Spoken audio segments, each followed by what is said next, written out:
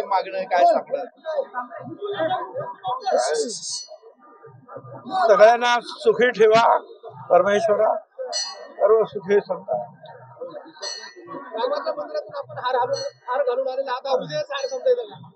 असं आहे की हा आशीर्वादाचा हार आहे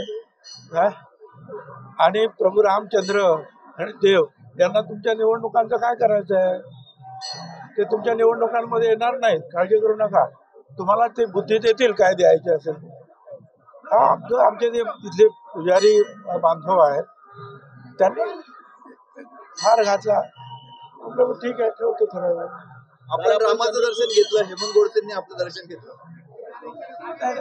आमचे मित्र आहेत ते पण दर्शनाला आले होते. मी पण अनेक वेळा आलेलो आहे.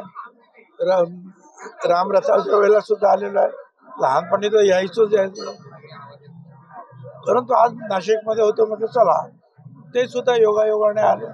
त्यांना शुभेच्छा दिल्या. योगायोग चौथ्यांदा येतोय. 2014, 2019, 2024 तिसऱ्यांदा योगायोग येतोय दोघांचा राम मंदिरामध्ये. हो, असं काय? बरं ठीक. मी त्यांना शुभेच्छा दिल्या.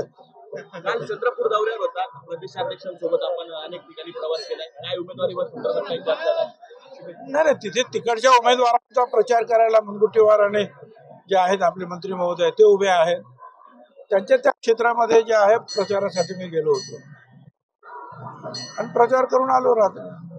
आता आणखी 7-8 ठिकाणी 7-8 दिवस त्यांनी मागितलेले आहेत. ते आता विचार करून आम्ही त्यांना देतो. ठीक आहे, ज्यांना माझं म्हणणं एवढंच आहे की ज्यांना द्यायची असेल ती जागा द्या नाशिकची, पण 20 मेच्या अगोदर निर्णय घ्या.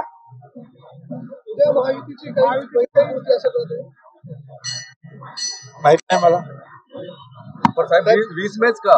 20 मेच्या आधी का? नाही, मुहूर्त आहे 20 मेचा. त्याच्यामुळे 20 मेच्या अगोदर जर निर्णय झाला तर बरं होईल असं माझं. आपण चंद्रपूरला